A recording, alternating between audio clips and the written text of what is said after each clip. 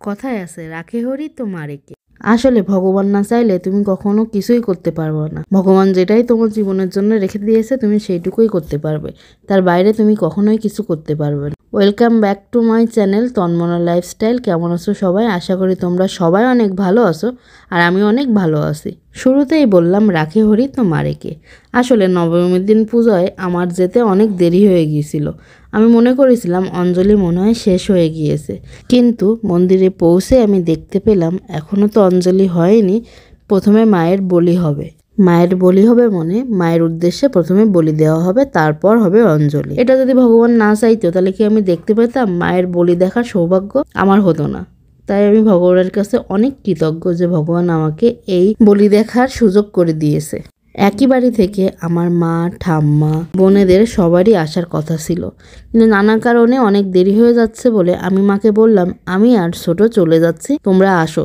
ঠাকুরমশাইদেরকে বলে দেবো যাতে তোমরা দেরিতে আসলেও তোমাদের জন্য অঞ্জলি দেওয়ার ব্যবস্থা করে দেয়। এই বলে চলে এসে আমার এই সৌভাগ্য হলো মায়ের বলি দেখার। দেখো, একসাথেই সবার আসার কথা ছিল, অথচ আমার মা, বোন, ঠাকুমা এদের কারোরই বলে দেখা সৌভাগ্য হলো না।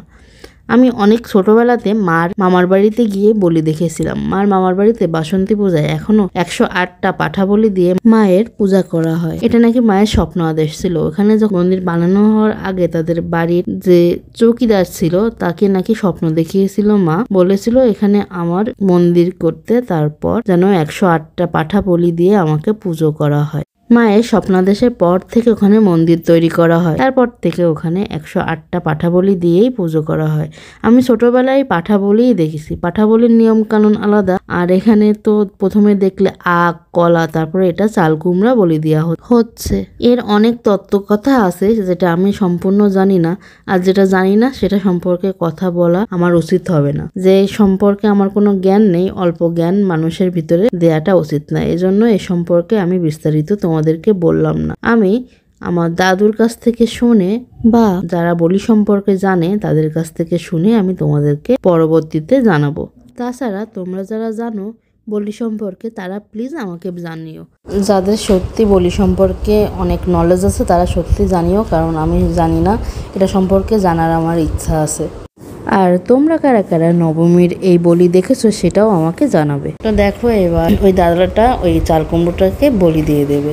আমার মা আর বোনের ভাগ্যে এই বলি দেখার সৌভাগ্যটা ছিল না, এই জন্য ওরা আসতে পারেনি। ভগবান আমার ভাগ্যে লিখে রেখেছে, তাই আমার ভাগ্যে এই বলি দেখাটা সৌভাগ্য ছিল। এটা একদম আনএক্সপেক্টেড, মানে আমি কখনো ভাবিনি যে আমি এই শহরে থেকে মায়ের বলি দেখতে পাবো। আর আমি বলি দেখার জন্য আসিনি, নবমীর অঞ্জলি দিতে এসেছিলাম। তো বলি শেষ হয়ে গিয়েছে।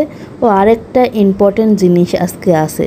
আমি তো তোমাদের আগেই বলেছি যে হচ্ছে মা আমার জন্য মানস করেছিল, মানে মানসিক করেছিল আমি সুস্থ হয়ে গেলে মা পুজোর 4 দিন মাকে নতুন শাড়ি দেবে, মার সাথে মার ছেলে মেয়েদের, আর মা বুক চিরে রক্ত দেবে। গত বছর মা বুক চিরে রক্ত দিয়েছিল, কিন্তু আমি সাথে ছিলাম না, আমি খুলনাতে ছিলাম। এজন্য মার নাকি রক্ত বের হয়নি, এজন্য এইবার মা ঠিক করেছে এবার আবার রক্ত দেবে। তো আমরা অঞ্জলি দিয়া, মানে আমাদের অঞ্জলি দেওয়া শেষ, মা অনেক শেষে এসেছে, এজন্য মা অঞ্জলি দিতে পারেনি। শেষে আসার ফলে মা পরবর্তীতে একা একা অঞ্জলি দিচ্ছিল, আর অঞ্জলির পর মা আবার মানসিকটা শোধ করে। তো মা এখানে এসব কাজগুলো করছিল, আমি পাশে ছিলাম। এইসব জিনিসগুলো তোমাদেরকে দেখায়নি, কারণ এগুলো দেখানোর না, এগুলো একটা ভক্তির ব্যাপার, এগুলো আমি দেখাতে চাইনি। তারপর নবমীর দিন আমাদের স্পেশাল প্রসাদ ছিল হচ্ছে খিচুড়ি। এই খিচুড়িটা যে এত সুন্দর ছিল তোমাদেরকে কি বলবো। নিরামিষ খিচুড়ি কিন্তু এত স্বাদের ছিল, একদম অসাধারণ, মানে বলে বোঝানো যাবে না। আমরা তো নিয়েছিলাম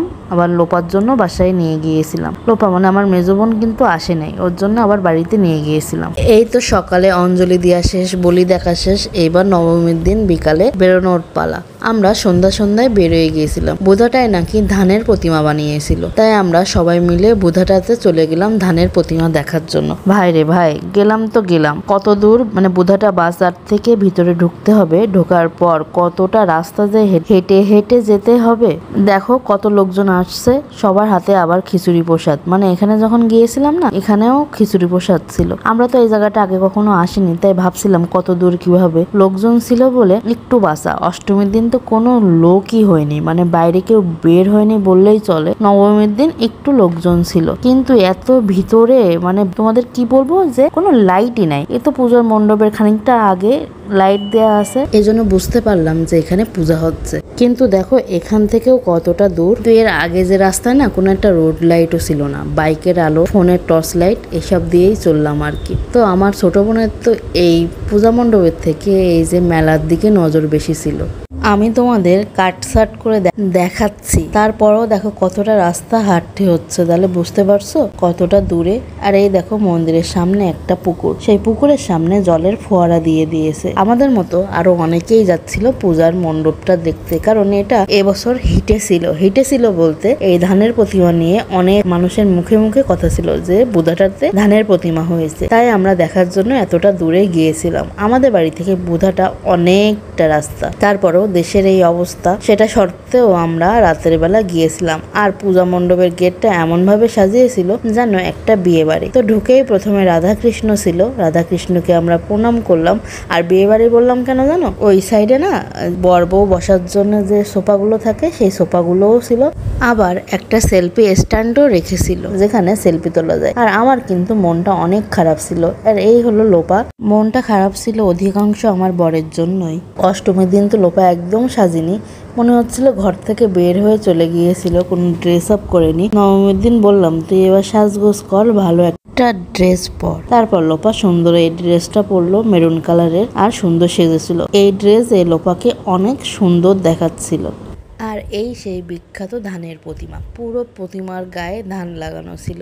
আর আমাকে দেখো আমি হাই তুলছিলাম। সবাই এত সেজে গুজে গিয়েছে, চারিদিকে যেদিকে তাকাচ্ছি সবাই সেজে গুজে পারফেক্ট হয়ে গিয়েছে।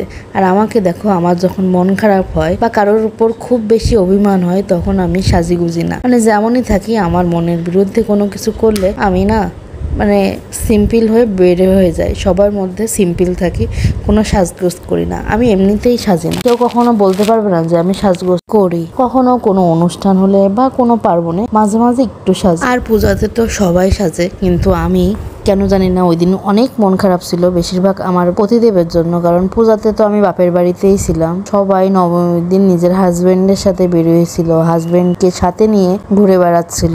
বাইরে বের হয়ে আমি এগুলো দেখলাম, তো আমার বরের ওপর আমার অনেক বেশি অভিমান হয়। আরো অনেক অভিমান হয়েছিল সবার প্রতি, তো সেটা আর না বলি, বা সেটা আমার মনেও নাই, এজন্য আর বললাম না। ওই টাইমেই মন খারাপটা ছিল।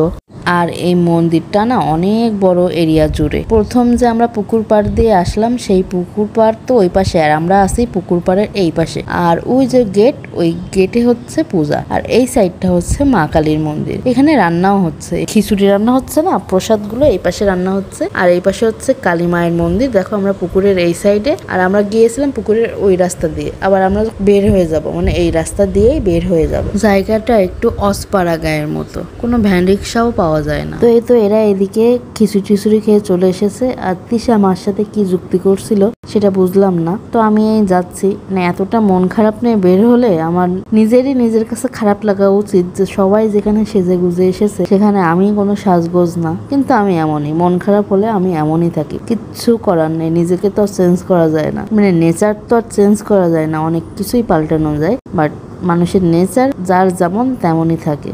তো আমরা আনন্দবাজার চলে আসলাম। আনন্দবাজার গিয়ে প্রথমেই পেঁয়াজি বেগুনি ভাজাভুজি হচ্ছে।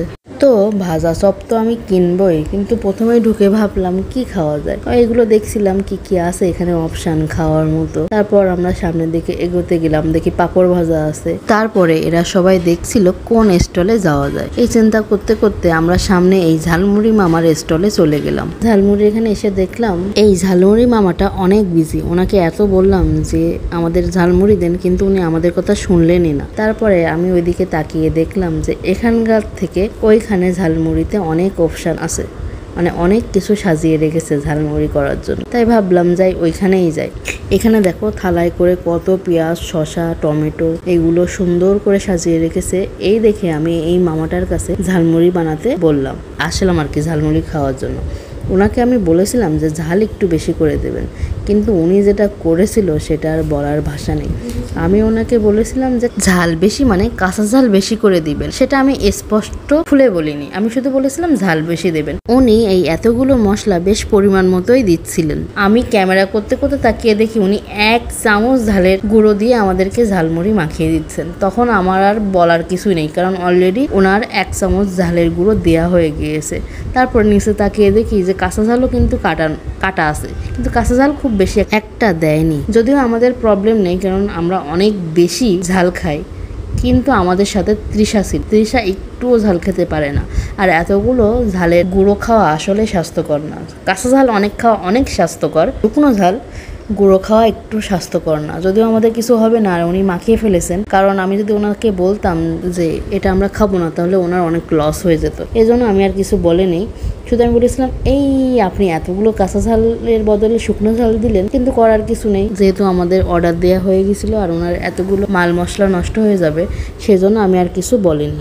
এই তো আমার ছোট বোন একে একে সবাইকে ডিস্ট্রিবিউট করছিল ঝালমুড়ি। আসল মজা তো সামনেই আছে। এদিকে তৃষা আর কি মাকে ছবি তুলে দিচ্ছিল। মার একটা পেজ আছে তো, মা এই জন্য শুধু ছবি তুলতে বলে। এই দেখো শুরু হয়ে গেছে, আমার মেজো বোনের অলরেডি শুরু হয়ে গেছে। আমরা তো ঝাল খাই না, আমাদের ঝাল খাওয়ানো কোনো প্রবলেম নেই, তারপরেও দেখো ও শুরু করে দিয়েছে। দেখো এবার আস্তে আস্তে সবার রিয়াকশন কেমন হয় এতগুলো ঝাল খাওয়ার পরে। আমি এখনো আমারটাই নেইনি, কারণ আমি ক্যামেরা করছি বলে আমি সবার লাস্টে নিচ্ছিলাম। এর আগে সবারই খাওয়া দাওয়া শুরু হয়ে গেছে। আমার মার মুখের দিকে তাকাও, মা আবার বলে ফেললো এত ঝাল।